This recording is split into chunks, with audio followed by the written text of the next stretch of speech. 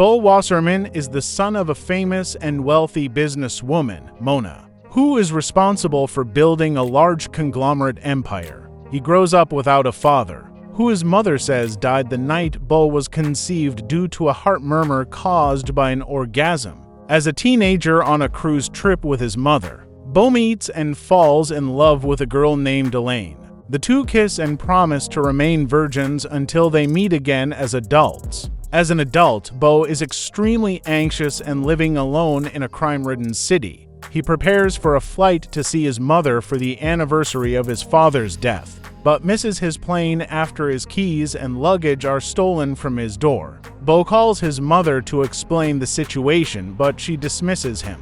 After having been locked out by deranged homeless people for the night, he attempts to call his mother, only to have it answered by a UPS driver who tells him that she was decapitated in an accident after a chandelier fell on her head, after violent confrontations with an intruder at home. Then by a police officer and a murderer on the street, Beau is hit by a food truck. Beau wakes up wounded 2 days later in the house of a married couple, Grace and Roger, who live with their angsty teenage daughter Tony and care for an unstable veteran named Jeeves, who was their late son's battle buddy after he was killed in action.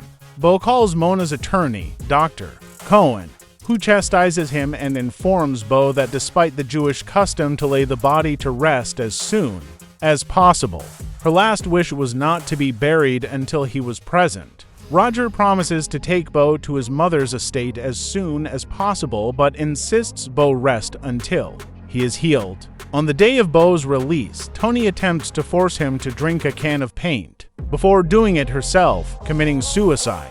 Grace walks in on Beau standing over Tony's body and violently blames him for her death. As Beau flees into the woods, Grace sends Jeeves after him, lost in the wilderness. Beau comes upon a group of traveling theater actors named the Orphans of the Forest.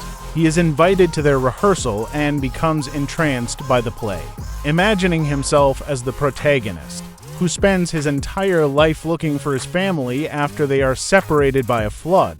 A man approaches Beau and informs him that he knew his father, who he says is still alive. The troupe is ambushed by Jeeves, where he slaughters several actors. In the process, Beau flees deeper into the woods. Beau hitchhikes the rest of the way to his mother's estate, only to find that he has just missed her funeral.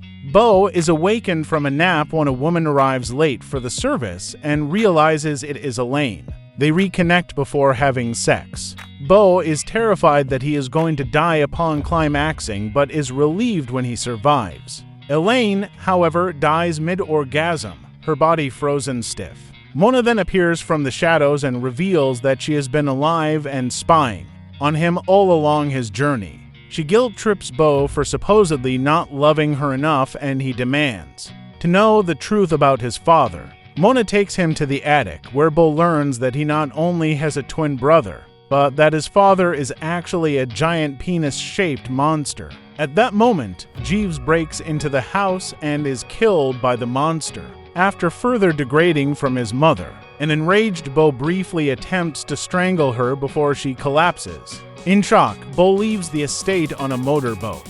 After entering a cave, the boat's motor begins to stall, and he suddenly finds himself in a crowded arena. He is put on trial for perceived slights against his mother, with Mona and Dr. Cohen acting as prosecutors and a cheap lawyer defending Beau. With his feet glued to the boat, Beau tries to fend for himself and appeal to his mother, but she does not respond. Realizing he is completely hopeless in his situation, he decides to accept his fate. The motor explodes, capsizing the boat and drowning Beau. The crowd silently leaves the arena with Dr. Cohen and Mona, who sobs uncontrollably.